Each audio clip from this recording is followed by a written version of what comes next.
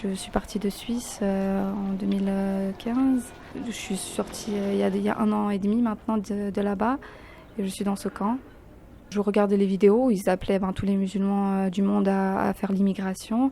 Et oui, qu'on aurait une vie plus facile pour les musulmans, d'une maison, un revenu mensuel, voilà en fait. Ça me semblait, de ce que je voyais dans les vidéos, un idéal de vie tranquille, sans être oppressé, si on a envie de pratiquer l'islam, sans être oppressé en fait. Et c'était comment la vie quotidienne à Raqqa?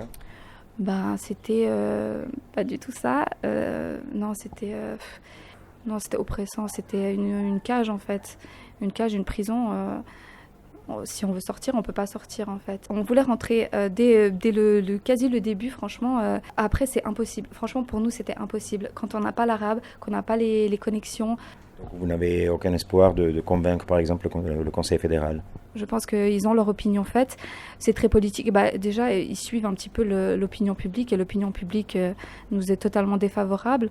Donc eux, ils vont satisfaire la population, l'opinion publique. Et nous, voilà, tant pis qu'on les laisse là-bas, quoi. Vous aviez dit que vous n'étiez pas tellement au courant de ce qui se passait, vous pensiez que c'était de la propagande contre l'État islamique, mais par exemple ce qui s'est passé en France, le Bataclan, Nice, etc., tous les attentats en Allemagne, en Belgique, vous étiez quand même au courant, vous saviez quand même. En fait, vu que nous, on est à l'intérieur, on subit les bombardements, c'est la guerre pour nous aussi. Et on nous dit, la propagande de Daesh, c'est que, regardez, c'est eux, ils nous bombardent, ils tuent nos enfants. C'est vrai que quand on va à l'hôpital, on voit les enfants qui sont brûlés vifs, ils sont toujours en vie, mais ils sont brûlés, ils hurlent. On sait qu'on n'a pas de médicaments pour les soigner, etc. Ils vont mourir, ils souffrent.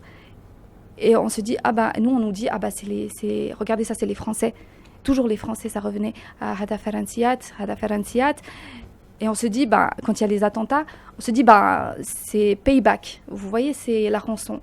C'est vrai qu'on occulte un petit peu les horreurs qu'eux, ils font parce que nous, on est à l'intérieur.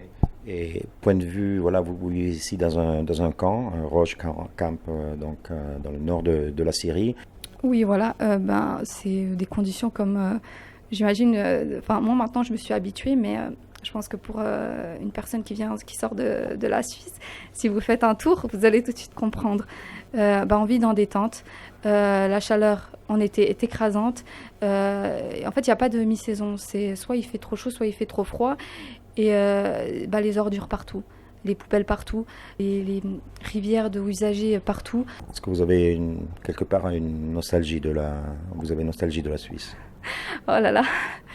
Bien sûr, oui, c'est tout le temps. Lausanne. C'est particulièrement Lausanne. Moi, quand je suis partie, j'ai vraiment Lausanne. C'était, faut pas croire que je suis partie là-bas et j'ai laissé la Suisse. En fait, oui, j'ai vu dans une interview comme quoi j'étais ingrate, que j'avais pas vu tout ce que la Suisse elle avait fait pour moi, etc. Mais c'est faux. Pour moi, la Suisse. C'est un pays, oui, qui te donne toutes les chances. La Suisse m'a tout donné, c'est vrai. Et c'est vrai que j'ai été ingrate en partant comme ça, sans se retourner.